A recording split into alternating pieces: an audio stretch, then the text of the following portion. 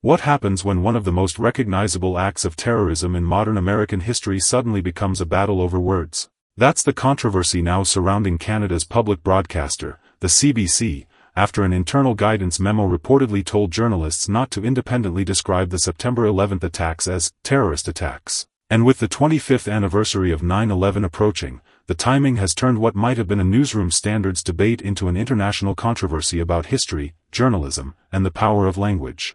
According to reports about the internal memo, CBC journalists were instructed to avoid using the phrase, terrorist attacks, as an unattributed description of 9/11. Instead, the events could be described in more factual terms, including the hijacking of passenger planes and the crashes that followed. CBC has defended the guidance, saying it reflects a long-standing editorial practice of being extremely cautious with words such as terrorist and terrorism, because the network considers those terms politically and emotionally loaded. But that explanation has done little to calm critics. And here's why this story is hitting such a nerve. For millions of Americans, 9/11 is not an abstract historical event or simply a question of newsroom terminology. Nearly 3,000 people were killed when 19 al-Qaeda hijackers seized 4 commercial aircraft. 2 planes were flown into the World Trade Center, another struck the Pentagon, and a 4th crashed in Pennsylvania after passengers fought back. The FBI describes 9/11 as the most lethal terrorist attacks in history and says the attacks permanently transformed American security and counterterrorism policy. So when critics hear the phrase, hijackings that led to crashes, they argue that something important is being lost. Their concern is not just about semantics. They say the wording can remove intent from the story. These planes did not simply crash. Investigators established that the hijackings were part of a coordinated al-Qaeda plot designed to kill civilians and strike major American targets. The FBI says the 19 hijackers were trained by al-Qaeda, and the attacks became the largest investigation in the Bureau's history. That's where this debate becomes much bigger than one memo. CBC's position is that journalists should report what happened and attribute politically charged labels rather than independently applying them. The broadcaster has followed a similar approach in coverage of other major attacks and conflicts. From CBC's perspective, avoiding certain labels is about maintaining journalistic distance and preventing emotionally charged language from shaping reporting before the facts are established. But critics see it differently. They argue that there is a difference between exercising caution in an unclear, developing situation and avoiding terminology after decades of investigation, court cases, government findings, and official historical records. Conservative Canadian politicians and advocacy organizations have publicly condemned the guidance, saying it downplays what happened and risks sanitizing one of the defining atrocities of the modern era. The backlash has been especially intense because this controversy comes just ahead of the 25th anniversary of 9/11. And think about the timing for a second.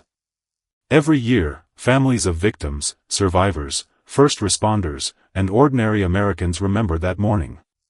The images remain impossible to forget. Smoke pouring from the towers. Emergency crews running toward danger.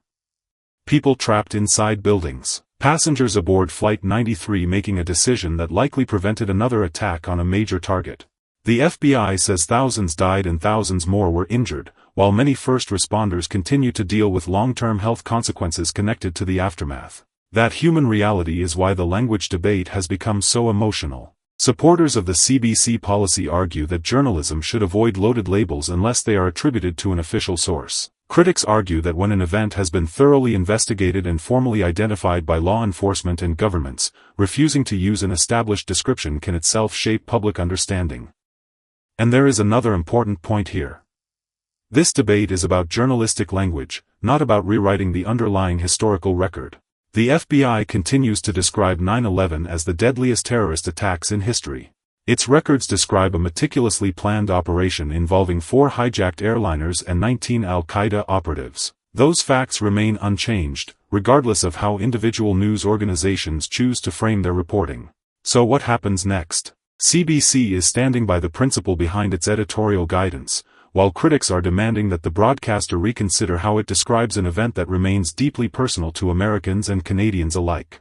The controversy is also likely to raise a much broader question for newsrooms everywhere. When does careful neutrality protect journalism, and when can neutrality become so cautious that audiences believe reality itself is being softened?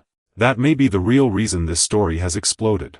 This isn't only a debate about 2 words. It's a debate about whether language simply describes history, or whether the language institutions choose can influence how future generations understand it. 25 years after September 11th, the facts of that morning remain documented in extraordinary detail. The question now is why the words used to describe those facts have become controversial all over again. If you found this update helpful, don't forget to like the video, subscribe to Prime Wire, and turn on notifications so you never miss the latest news. Thanks for watching.